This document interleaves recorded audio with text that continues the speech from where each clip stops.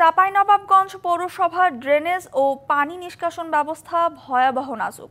এতে দিন দিন বেড়েই চলছে মশার উপদ্রব। আর মশা নিধনে কার্যক্রম না থাকায় বাড়ছে ডেঙ্গু রোগী, এমন অভিযোগ পৌরবাসীর।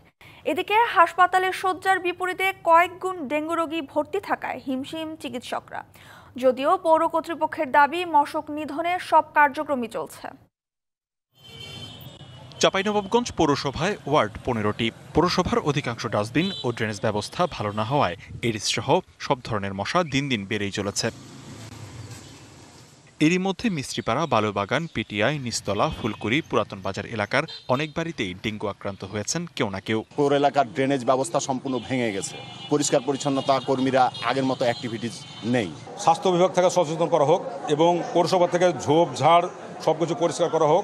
একজন মানুষের ডেঙ্গু টেস্ট থেকে তার পূর্ণাঙ্গ চিকিৎসার সকল ব্যবস্থা আমাদের এখানে আহ্বান থাকবে।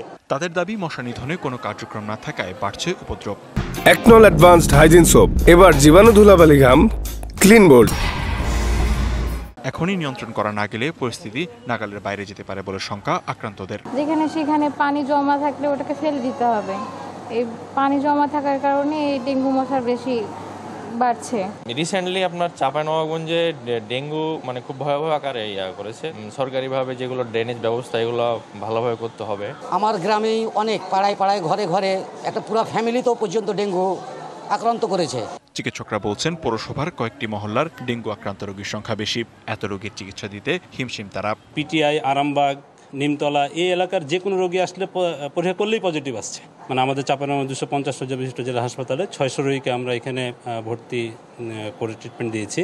আমরা এটা বলতে পারি কি যে এটা একটা রেড লাইনে চলে গেছে। এত কিছুর পরও পৌর কর্তৃপক্ষের দাবি ডেঙ্গু মোকাবিলায় সব ধরনের কার্যক্রম চলমান। রেড জোনগুলিতে আমরা এটা লার্ভা নষ্টকারী যে স্প্রে সেটা ব্যবহার করছি। আমরা পরিষ্কার পরিচ্ছন্নতা বাড়িয়েছি এই যে অঞ্চলটাতে এটার প্রকোপটা বেশি সেই অঞ্চলটাতে।